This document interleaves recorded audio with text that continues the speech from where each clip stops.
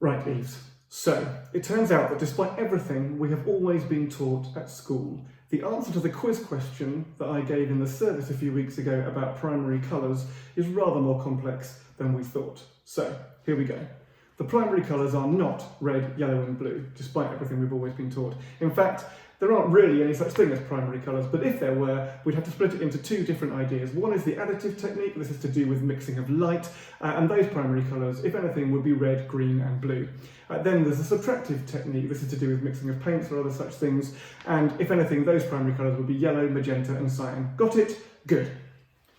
Oh, hello, and welcome to our Emmanuel Church Without Walls video update. Loads of things to let you know about.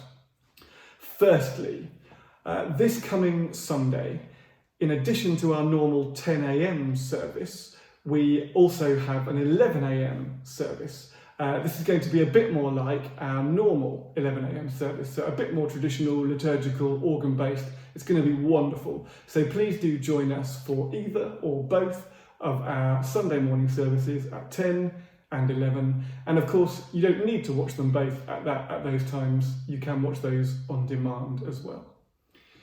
Secondly, just want to say a huge thank you to everyone who's donated to our radios for the refugee centre appeal. We've had loads of different radios of all shapes and sizes that have been donated, and the refugee centre are really appreciative, so thank you so much for that.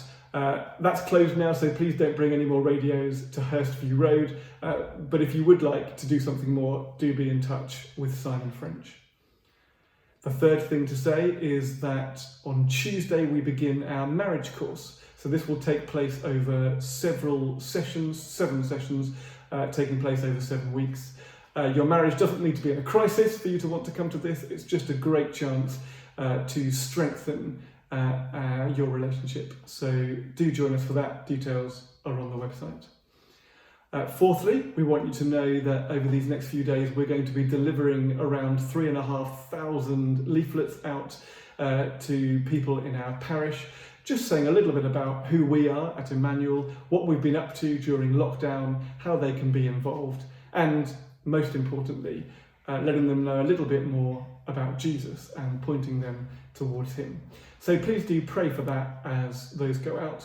Also, you can find on the emails we've sent out those flyers, so if you'd like to give those out to people in your community, please do so. As always at Emmanuel, there's so much stuff going on. This week I've been really helpfully reminded once again by our prayer team of a verse from Psalm 127, which says, "Unless the Lord builds the house, those who build labour in vain. Unless the Lord watches over the city, the watchman stays awake in vain." We can be doing all the stuff we like, but unless we're doing it in the power and presence of God, we do so in vain. Of course, it's through prayer that we engage most fully with the power and presence of God.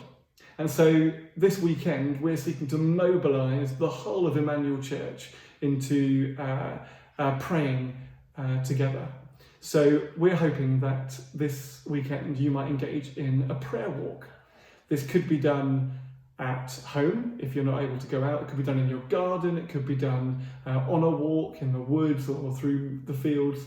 It could be done around the grounds of Emmanuel. We've got a bunch of resources available on our website to help you to pray. There's resources for adults and for youth and children. You don't need to sign up for anything, but we just want to encourage everyone. Take a little bit of time this weekend to engage in prayer with God, to help us all to make sure that the Lord is building our house with us. Well, that's enough for now, I think. I think I'm probably going to need some prayer with this whole primary colour thing. So here goes. So Eves, what are the primary colours?